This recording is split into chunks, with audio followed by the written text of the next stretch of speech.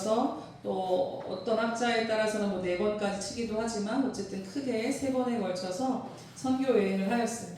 그 중에 오늘 우리가 읽은 이 본문의 말씀은 두 번째 선교 여행을 하는 중에 만난 도시 베레아에 관한 말씀입니다. 베레아라고 하는 이 지명을, 이 이름을 좀 들어보셨나요? 우리 한때 8, 90년도에 베레아 성경 공부가 막 이단이 우리나라를 막 지배했던 때가 있었죠.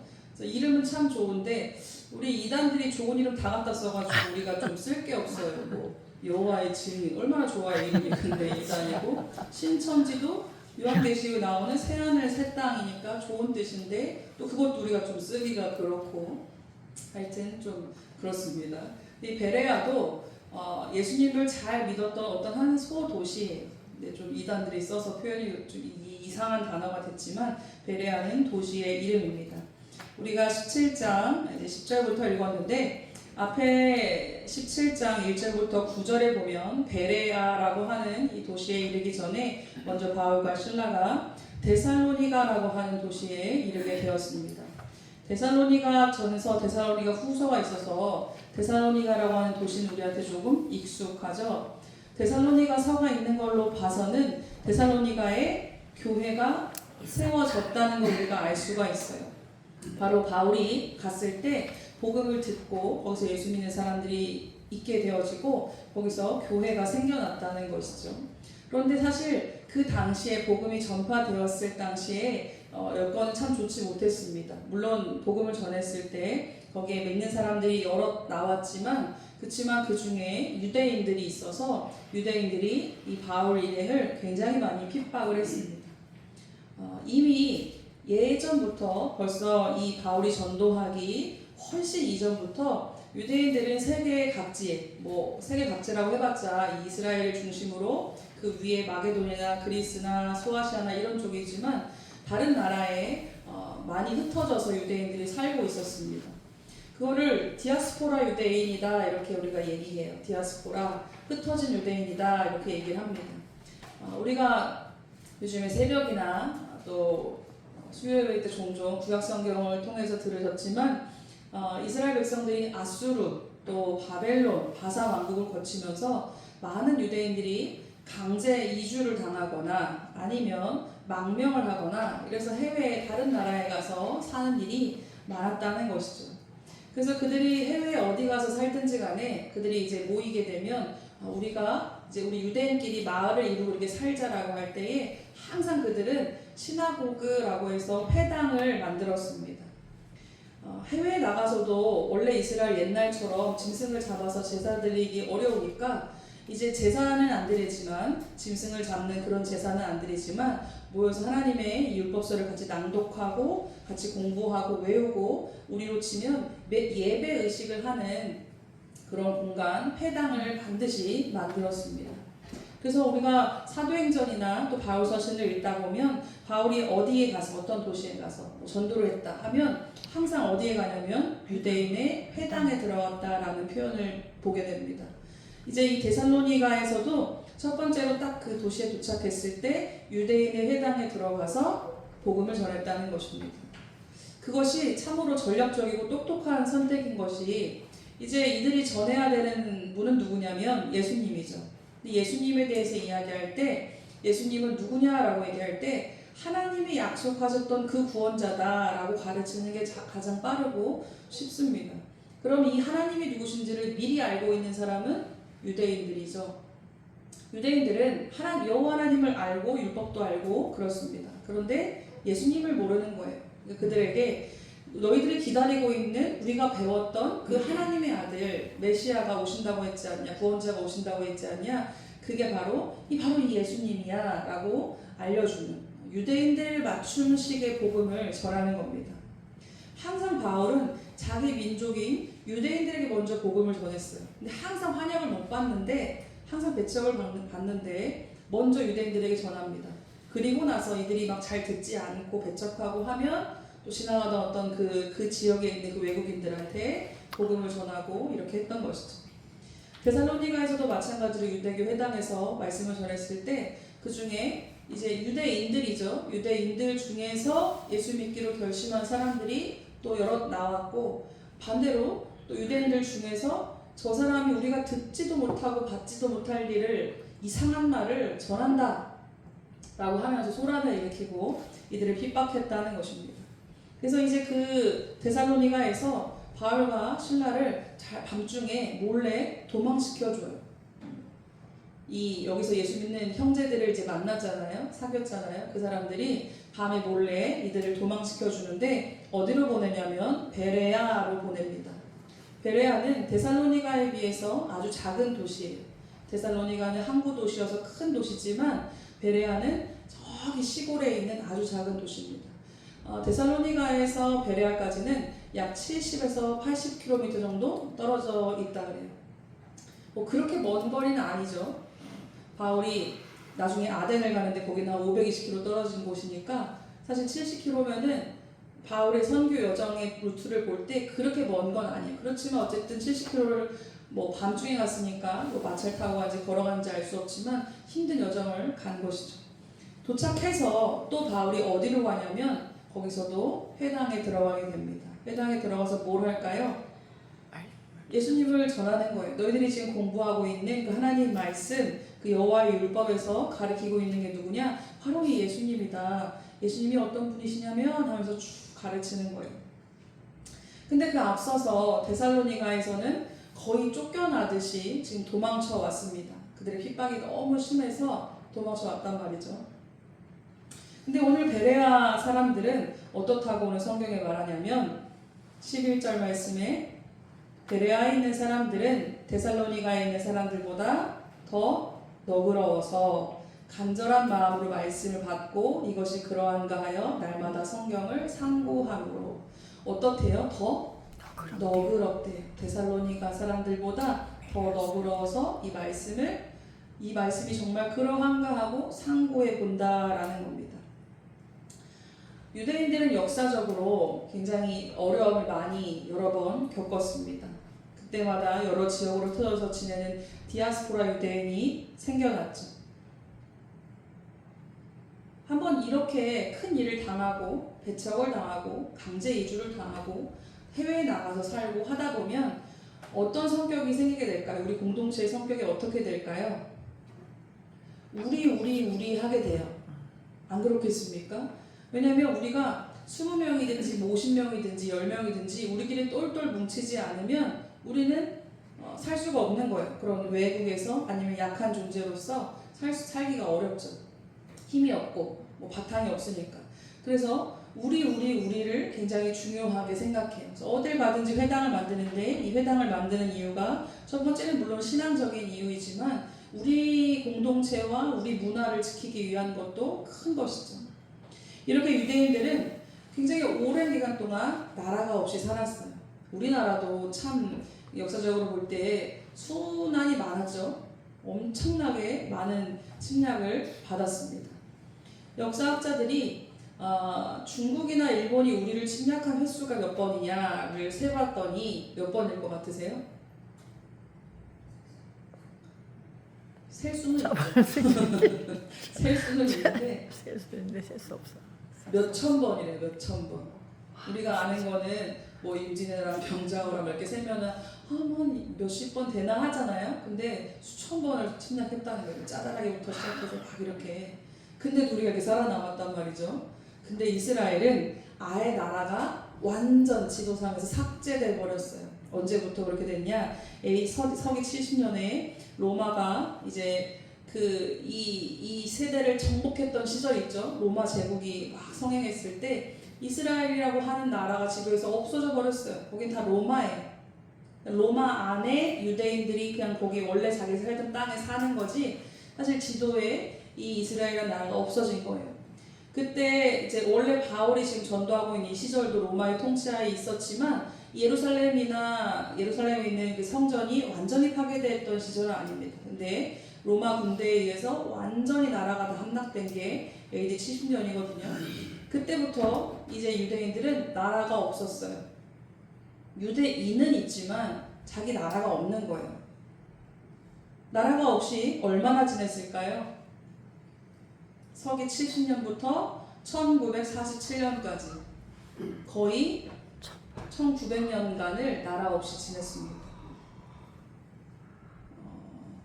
이스라엘 건국한 지가 지금 재건국한 지가 얼마 안 됐죠. 1947년, 48년 이때 이스라엘 사람들이 해외에 유대인들이 돈을 잘 벌잖아요. 그래서 돈을 잘 벌고 이러다가 야 우리 다시 이스라엘 우리 원래 하나님 우리에게 허락하신 그 땅 아니야. 가나안 땅 우리 거잖아. 다시 들어가서 살자. 이래서 부자들이 돈을 보내서 이스라엘 지금 그 땅 안에 막 야금야금 땅을 막 사들이기 시작했어요. 그냥 개인 소유로 야금야금 땅을 사들여서 거기서 키부츠라고 하는 이런 자기들만의 공동체 그런 이제 처음엔 조금이죠 몇천 명 이렇게 사는 마을 같은 곳을 만들었죠. 그러다가 갑자기 자기들끼리 선언해요. 이제부터 여기 우리 나라야. 우리 땅이 아니라 우리 나라야. 그러니까 갑자기 거기 살고 있던 팔레스타인 사람들이 무슨 소리야? 갑자기 뭐 소리야? 이제 이렇게 되는 거죠. 그때부터 지금 전쟁하는 게 오늘 지금까지 전쟁하고 있는 거예요. 팔레스타인과. 그래서 막 팔레스타인을 해방하라 막 사람들이 얘기하는 게 거기 원래 팔레스타인 땅인데 왜 이스라엘이 갑자기 국기 꽂고 니네 땅이라고 우겨? 막 이렇게 편들어주는 거고 이스라엘 편드는 사람들은 무슨 소리야? 벌써 기원 전부터 하나님이 가나안 땅 이스라엘 사람들이 준 건데 막 이러면서 지금도 이스라엘 싸고 있잖아요. 그렇게 이스라엘 백성들이 1900년 가까이 나라가 없이 살았는데 진짜 놀라운 것은 그들이 자기네 말을 잃어버리지 않았고 아직도 히브리어를 쓴단 말이죠. 자기네 말을 안 잊어버렸고 자기들의 문화를 안 잊어버렸고 특별히 자기들의 여호와 하나님 믿는 유대교 종교를 잃어버리지 않았다는 거예요. 정말 놀라운 일입니다. 그 중심에 바로 이 회당이 있고 또 그러한 것들이 우리가 볼 때 참 본받을 만하다 훌륭하다라고도 싶지만 또 반대로는 그만큼 그들의 마음 깊숙한 곳의 유대인들 가운데 이런 배타적인 마음이 크다는 거예요. 아주 폐쇄적인 마음이 큽니다. 이때 바울이 전도 여행을 하고 있는 이때도 이 다른 나라의 뭐 그리스라든지 마게도니아라든지 뭐 소아시아라든지 이런 데 살고 있는 유대인 공동체들이 있단 말이죠. 어딜 가나 있는 거예요. 유대인들의 회당이. 근데 그들이 신기하게 같은 동족인 이 바울과 디모데, 실라 이런 바울의 일행들을 너무너무 싫어해요. 그냥 조금 상대하기 싫어 이 정도가 아니라 아주 열심을 내서 박해를 합니다. 왜 그러냐면 바울이 말하고 있는 저 예수라고 하는 저 사람은 어떤 사람이에요? 지금 우리 본국에서 들려오는 소식에 의하면 십자가에서 처형당해서 죽은 범죄자예요. 뭐 자기가 하나님의 아들이라고 그러고 자기가 뭐 구원자라고 그러더니 십자가에서 처형당해 죽었다는데 사기꾼이라는데 이 소식 다 들었겠죠? 다 본국으로부터 소식을 들었을 겁니다. 근데 그들이 다 없어진 줄 알았는데 저들이 와가지고 그 예수를 전하는 거예요. 그리고 저들이 오는 곳마다 자꾸 막 사람들이 이상해지고 우리들이 원래 지켜왔던 우리들의 이 바운더리가 자꾸 무너져요. 그러니까 불안하죠. 여러분 어떻게 보면 기독교는요 참으로 혁명적인 종교예요. 좀 단어가 요즘 시대에 위험하지만 참으로 굉장히 아주 진보적이고 혁명적입니다. 왜냐하면 기독교가 들어가면 그 사회가 가만히 있지를 못해요. 100% 뒤집어지고 변화됩니다. 우리나라만 봐도 그렇죠. 우리나라가 아무리 개화를 하려고 그러고 뭐를 하려고 해도 안 되는데 결국엔 뭐 때문에 우리나라가 뒤집어진 겁니까? 기독교가 들어와서예요. 학교가 세워지고 병원이 세워지고 뭐 이런 완전한 변화들이 다 교회를 통해서 나타났죠. 우리나라 역사 근현대사 100년, 150년에서 기독교를 빼고는 얘기할 수가 없어요. 그거는 일반 역사학자들도 당연히 인정하는 바입니다. 기독교를 빼고는 얘기할 수가 없어요. 세계 어느 나라 역사 속에서도 이 복음이 들어가서 변화되지 않은 나라가 없습니다. 복음이 들어가면 새로워지는 거예요. 왜냐하면 복음에는 하나님의 능력과 생명력이 있기 때문입니다. 아멘. 지금 바울이 베레아라고 하는 지역에 와서 복음을 전하는데 그 전에 이제 데살로니가에서 도망쳐 왔잖아요. 근데 데살로니가 사람들이 무슨 열심인지 여기 이 베레아에서도 또 복음을 전한다고? 야, 우리 거기 쫓아가가지고 얘네 쫓아내자 다시. 데살로니가에서 70km를 와가지고 베레아에서도 또 이 사람들이 바울을 핍박하는 거예요. 도대체 이게 무슨 열심입니까? 그래서 오죽하면 성경에 데살로니가인들과 베레아 사람들을 비교해서 써놨겠어요. 바울이 전도하는 중에 어떤 성경 구절에도 이런 구절은 없어요. 여기 지역 사람들은 여기 지역 사람들보다 더 낫더라 이런 표현은 없어요. 근데 여기에만 유일하게 써 있습니다. 베레아 사람들은 데살로니가 사람들보다 더 너그럽다. 근데 이 너그럽다라고 하는 이 표현이요, 우리가 지금 읽는 성경은 개역 개정판입니다. 우리 옛날 성경은 개역 한글판이죠. 혹시 성경을 오랫동안 읽어오신 분들은 이 표현이 좀 어색하실 수 있어요. 옛날 성경에 뭐라고 써있냐면 베레아 사람들은 데살로니가 사람들보다 더 신사적이어서 라고 써있었어요. 신사적이다. 왜 신사적이라고 번역을 했냐면 우리가 성경이 우리나라 말로 원래 기록된 게 아니잖아요. 옛날 말로 기록됐으니까 헬라어로. 거기에는 이 너그럽다라고 우리가 번역된 이 부분이 고결하다라고 써있어요. 그래서 영어로는 noble, 귀족이라고 번역했어요. 고결하고 신사적이다.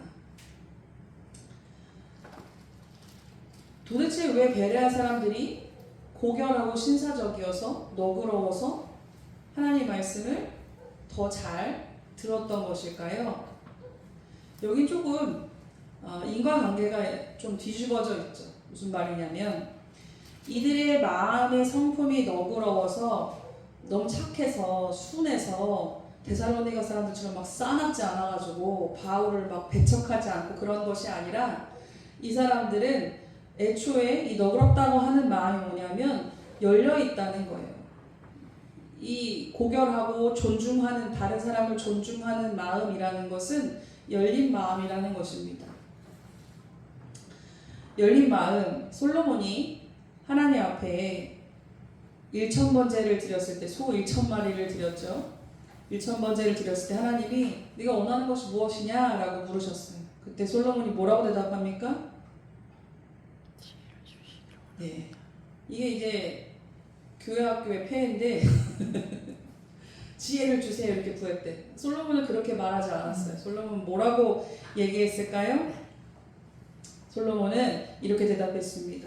누가 주의 이 많은 백성을 재판할 수 있사오리까? 듣는 마음을 종에게 주사 주의 백성을 재판하여 선악을 분별하게 하옵소서라고 하나님께 말씀드렸습니다. 그랬더니 하나님께서 그래? 네가 부귀영화도 구하지 않고 네가 장수도 구하지 않고 네가 다른 것 구하지 않고 지혜를 구하였구나. 하나님의 입에서 나온 말이에요. 너가 지혜를 구했다는 겁니다. 그러니까 지혜는 곧 무엇입니까? 듣는 마음이라는 것입니다. 잘 들을 수 있는 마음이 곧 지혜인 것이죠. 잘 듣는 것, 귀를 여는 것, 마음을 열고 받아들이는 것, 그것이 곧 지혜입니다. 우리 사랑하는 성도 여러분, 마음을 열고 귀를 열고 하나님의 말씀을 대할 수 있기를 바랍니다. 아멘. 가만히 내버려 두면 사람의 마음에도 굳은 살이 딱딱하게 박히게 됩니다. 시간이 지날수록 굳은 살이 있으니까 상처도 덜 받고 덜 아프고 덜 슬프기도 해서 좋기도 하지만 그것보다 감동도 없고 은혜 받는 마음도 없고 그러면 안 되겠죠. 찬양을 해도 말씀을 봐도 기도를 해도 예배 시간에 나와 있어도 그냥 멍하게 되면 내가 지금 뭔가 고장난 거 아니겠습니까? 내 안에 겹겹이 단단히 굳어있는 이 굳은 살을 깎아내야 되겠죠.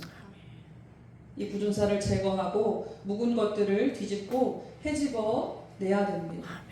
그래야 우리 안에 부드러운 마음을 주신다고 하셨으니까 그 부드러운 마음이 있을 때에 열린 마음이 있을 때에 하나님 말씀이 들려지는 것입니다. 베레아 사람들은 마음이 너그러워서 그 말씀을 진지하게 잘 받아들였다는 거예요. 이런 복음은 데살로니가에서도 전했고 베레아에 전했고 앞으로 뭐 어디서도 전하고 어디서도 전할 겁니다. 근데 바울이 사실 전도할 때마다 교회가 다 세워지진 않았어요. 근데 어떤 곳에선 교회가 세워지기도 하고 어떤 곳에선 복음을 전했지만 막 사람들이 우리나라로 치면 막 소금 치듯이 쫓아내는 지역도 있어요. 예수님도 뭐라고 하셨냐면 제자들에게 전도하라고 보내시면서 만약에 너희들이 가서 전하는데 그 사람들이 듣지 않으면 뭐라고 하십니까? 야, 신발 털어버리고 그냥 나와라 라고 예수님 그러셨어요. 듣고 구원받을 수 있는 기회를 줬는데 안 듣는 거 어쩔 수 없다는 거예요. 물론 하나님께서는 만민이 다 구원받기를 원하시고 그 구원받는 영혼에게 구원받기를 원하는 그 영혼에게 세례를 행하시는 하나님이시지만 기회는 유한하다는 것입니다. 기회는 유한해요. 기회는 유한해서 우리가 살았을 때 이 예수님 믿을 수 있는 하나님 말씀을 듣고 변화될 수 있는 기회가 뭐 어떤 사람은 10번이든지 20번이든지 100번이든지 우리가 알 수 없지만 기회는 분명히 유한합니다. 우리가 그것을 사실은 냉정하게 잘 받아들여야 돼요. 사단은 교묘하게 우리를 미혹하는데 하나님의 말씀을 우리가 너무 물렁물렁 설렁설렁하게 받아들이게 해요. 착각하게 합니다. 하나님 사랑의 하나님이시고 긍휼의 하나님이시니까. 물론 하나님은 사랑의 하나님이시고 긍휼의 하나님이시지만 또 성경을 보다 보면 하나님께서 칼같이 자르시는 장면도 너무 많아요. 데살로니가 사람들은 복음을 듣고 어떤 사람은 믿는 사람도 있었지만 대부분의 사람들은 믿지 않았고 이 바울 일행을 오히려 핍박하고 막 죽일 듯 달려들었습니다. 그래서 알았다, 우리 딴 데로 간다 하고 갔는데도 거기까지 쫓아와가지고 또 막 방해를 해요. 반면 이 베레아 사람들은 어떠합니까? 아예 막 듣지도 않고 귀 막고 저 헛소리 하네 이런 것이 아니라 정말 그러한가? 저들이 지금 말하는 것이 우리가 갖고 있는 이 성경과 맞나를 한번 계속 비교하고 공부해 봤다는 겁니다. 상고한다는 건 뭐냐면 진지하게 꼼꼼하게 잘 살펴본다는 거예요. 성경을 잘 봤다는 겁니다. 이미 이때 이 사람들은 구약 성경을 가지고 있잖아요. 그래서 계속 사도 바울이 예수님에 대해서 설명할 때 이사야 선지자를 예를 들어서 얘기하고 누구를 얘기하는 이유가 구약 성경을 다 알고 있으니까 그 얘기를 해주는 거예요. 그리고 이제 이방인들, 유대인이 아닌 이방인들에게 얘기할 때는 철학적인 논법으로 논리를 가지고 싸우는 것이고 유대인들에게는 말씀을 바탕으로 구약 성경 말씀을 바탕으로 얘기하는 것이죠. 그러니까 베레아 사람들이 이렇게 진지하고 이런 마음이 있으니까 성경을 한번 진짜 진지하게 비교해서 보다 보니까 정말 저 사람들이 말하는 것이 맞네, 그러네 하고 받아들였다라는 것입니다. 우리가 하나님의 말씀을 이렇게 받아야 됩니다. 정말 그러한가? 라고 날마다 말씀을 상고해 볼 줄 알아야 되는 것이죠. 우리가 말씀을 받는 통로는 여러 가지가 있습니다. 가장 큰 두 가지 방법은 예배 때 설교를 우리가 들을 수가 있고 또 내가 성경을 직접 볼 수가 있죠. 성경을 직접 보는 것은 좀 더 노력이 필요해요. 그런데 예배에 나와서 설교를 듣는 것은 참 쉽잖아요. 그냥 오셔서 앉아 계시기만 하면 되잖아요. 안 주무시면 들리긴 들릴 거예요.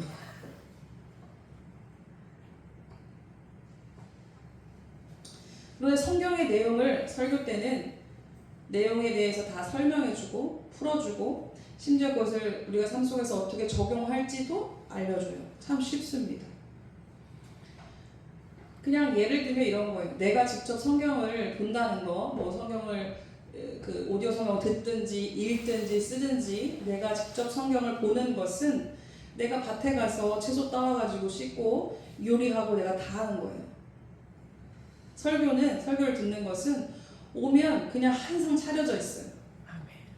나는 뭐만 하면 됩니까? 먹기만 하면 숟가락 떠가지고 내 밥그릇 챙겨서 먹으면 돼요. 근데 그것도 그렇게 어려워하는 사람이 많다는 거예요. 맛있게 영양가 있게 요리하는 것은 설교자의 몫이죠. 그건 제 몫입니다. 밥을 맛있게 못해 죄송하지만 그건 제 설교자의 몫이고, 내 밥그릇을 내가 잘 차지하고 앉아가지고 내가 잘 꼭꼭 씹어서 잘 먹는 것은 내 몫이에요. 회중의 몫입니다. 때로는 맛이 좀 없고 좀 내 스타일이 아닐 수도 있어요. 짜다, 달다, 시다, 뭐하다. 숟가락 던지지 말고 그냥 다 드시기를 바랍니다. 아멘. 뭐냐면 음식이 다 취향이 있죠. 그것처럼 어떤 말씀은 나에게 달콤해요. 어떤 말씀은 너무 짜. 그리고 너무 매워. 맛이 없어요. 텁텁하고 받아들이고 싶지 않아요. 내 입맛에 안 맞기도 합니다. 나는 내 입맛에 더 달고 더 달콤하고 더 짜고 뭔가 자극적이고 맛있는 걸 나 원한다. 그래서 때로는 내 입맛에 안 맞을 수도 있고 밍밍할 수도 있습니다. 여러분, 말씀은 입맛으로 받는 것이 아닙니다. 하나님 말씀은 그냥 하나님 말씀으로 받아야 돼요. 아멘. 그러나 이 한 끼 내가 먹어야 산다 라고 하는 마음으로 우리가 말씀을 받아야 되는 줄로 있습니다. 아멘.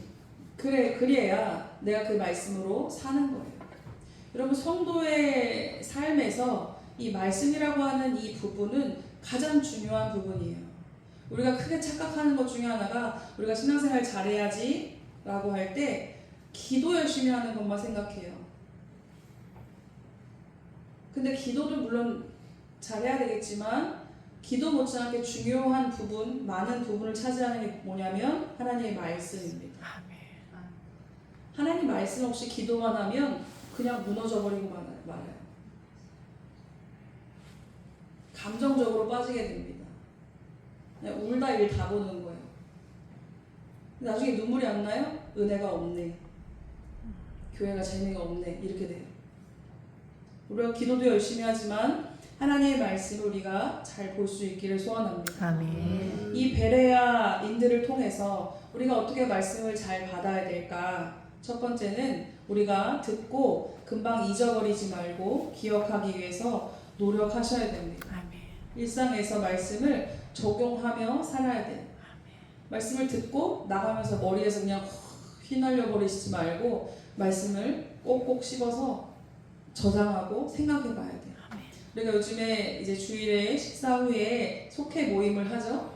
그것도 말씀을 잘 적응하기 위한 모임입니다. 여러분, 속회 모이셔서 첫 번째 뭐 하시나요? 안부를 묻고 뭐 하신다고요? 지난 한 주간의 삶을 물어요. 조정혜 집사님 잘하고 계십니다. 네. 지난 한 주간의 삶에 대해서 물으라고 제가 속해 그런데 써놨는데, 삶에 대해서 물을 때 반드시 묻는 게 당신 지난주에 뭐 재밌는 일 있었어요? 무슨 뭐 이런 스몰 토크도 할 수 있지만 반드시 물어야 되는 게 지난주 들은 말씀으로 어떻게 살았어요? 혹은 이 한 주간 동안에 어떤 말씀을 봤는지 경험했는지 적용하며 살았는지를 함께 나누는 거예요. 그걸 왜 말하냐? 난 말하고 싶지 않은데 비밀인데 왜 말할까요? 말을 해야 그게 내게 되기 때문이에요. 오늘 들은 설교도 밥 드시고 이따가 모여서 오늘 설교 뭐였지? 뭐더라? 뭐 밥 얘기했는데 이러면서 뭐 짜다고 했는데 이거만 생각날 수도 있거든요. 분명히. 근데 이 말씀을 그렇게 나누고 내 입으로 한번 얘기해보고 이 과정을 계속 몇 주 반복하다 보면 말씀이 어느 순간 집중해서 들려지고 내가 저 사람들 앞에서 말이라도 잘해봐야지라고 하든지 그것 때문에라도 말씀에 집중을 하게 되죠. 그래서 이 말씀을 적용하는, 내가 잊어버리지 않게 해서 하는 과정이 반드시 필요합니다. 예배 시간에 설교 듣는 것으로는 좀 부족해요. 여러분, 개인의 일상 속에서 성경을 좀 읽으시고, 나 읽는 게 너무 눈 아프고 힘들어요. 여러분, 요즘 유튜브에서 성경도 읽어주더라고요. 맞아요. 그죠? 유튜브에 성경 읽어주는 것도 있어요. 뭐 마태복음 1장 이러면서 막 다 읽어주고 하거든요. 그런 것을 틀어놓으셔도 좋고 해서 말씀을 날마다 상고하시기를 바랍니다. 아멘. 또한 우리가 말씀을 들을 때에 볼 때에 내 생각을 비워야 됩니다. 말씀 우리가 하나님 것을 받는 거예요. 그래서 내 생각을 비우고 받아야 됩니다. 물론 우리가 말씀을 적용해야 된다고 하지만 그 적용을 마치 내가 막 멋대로 그걸 막 다 잘라내고 요리해서 내 거로 내 생각대로 내 뜻대로 하겠다는 의미는 아닙니다. 말씀을 내 세계 속에서 재단하고 내 마음대로 해석해버리면 안 되는 것이죠. 우리 생각보다 그리스도인들이 성경을 잘 몰라요. 뭐 아주 웃긴 예로 제가 이제 그 고등학교 애들을 가르칠 때 하브루타라는 거를 했어요. 이게 뭐냐면 성경 텍스트 이 본문을 가지고 너희들이 이거를 한번 쭉 몇 번 읽었어요. 그리고 이제 덮어. 너희들이 생각나는 그거를 한번 그림으로 그려봐 라고 했습니다. 그 본문이 아브라함이 이삭을 제단에 바치는 이제 그런 내용이었습니다. 자기들이 생각나는 거를 이제 그림으로 막 그리는 거예요. 그림 못 그리면 글로 쓰고 뭐 자유롭게 표현을 하는데 어떤 친구가 사자 있죠? 사자를 그려놓은 거예요. 그래서 너무 뜬금없어가지고 야, 왜 사자가 왜 나와? 이렇게 물어봤어요. 그랬더니 여호와의 사자가 아브라함에게 아브라함아 불렀잖아요. 그 사자를 그렸다는 거예요. 아니 한참 웃었는데 그 사자가 아니고 그래서 그때 요즘 애들이 문해력이 딸린다더니 이건가 싶었는데 그거는 그냥 한 가지 그냥 웃긴 예고 근데 사실 어른들도 그래요.